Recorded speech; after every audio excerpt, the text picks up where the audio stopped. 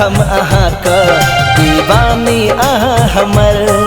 दीवाना हम अहाँ का दीवानी अहाँ हमर लड़ल में नहासा प्रेम भेल अखन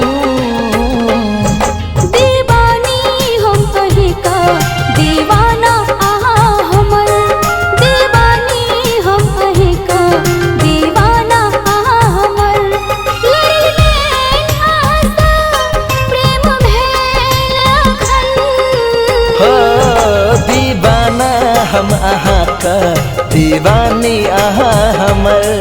दीवानी हम कहीं का दीवाना अहाँ हमर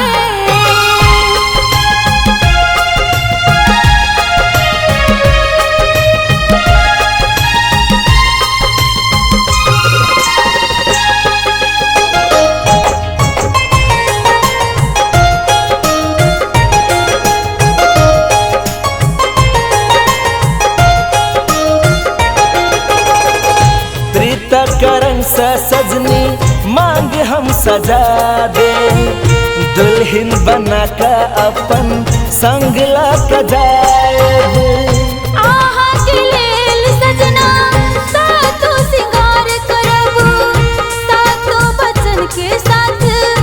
मिलके निभायब हो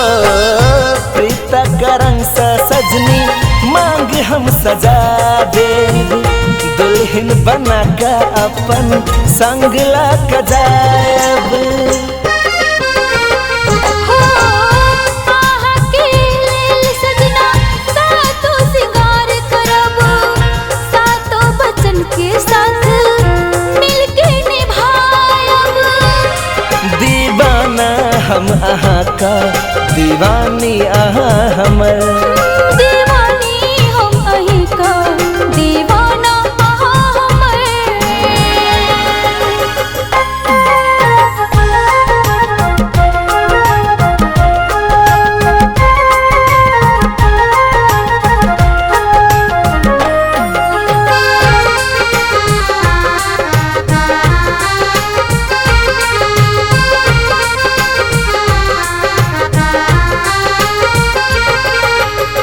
गजब या रूप अहाँ का गजब सिंगारिया माथा का घुंघटा अहाँ का मधुर मुस्कानिया आहा सिवनी चाहे कोनो घर गहना दुल्हन बना का पिया लेने चलो अंगना हो गजब या रूप अहाँ का गजब सिंगारिया माथा का घुंघटा अहाँ का मधुर मुस्कानिया हो आहा सिवनी चाहे कोनो घर गहना दुल्हन बना का पिया लेने चलो अंगना हो दीवाना हम अहाँ का दीवानी अहाँ हमर दीवानी हम कहीं का दीवाना अहाँ हमर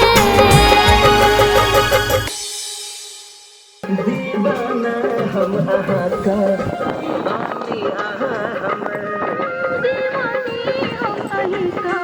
दीवाना अहाँ हमर हो गला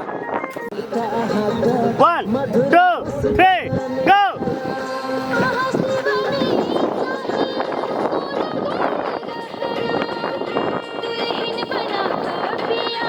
लेने चलो अंगना नाच लो हां नाच लो गजब या रूप अहाँ का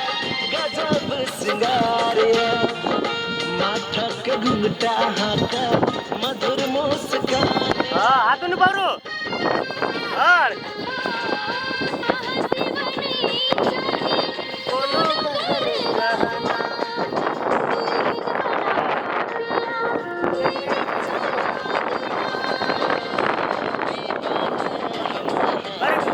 दीवानी अहाँ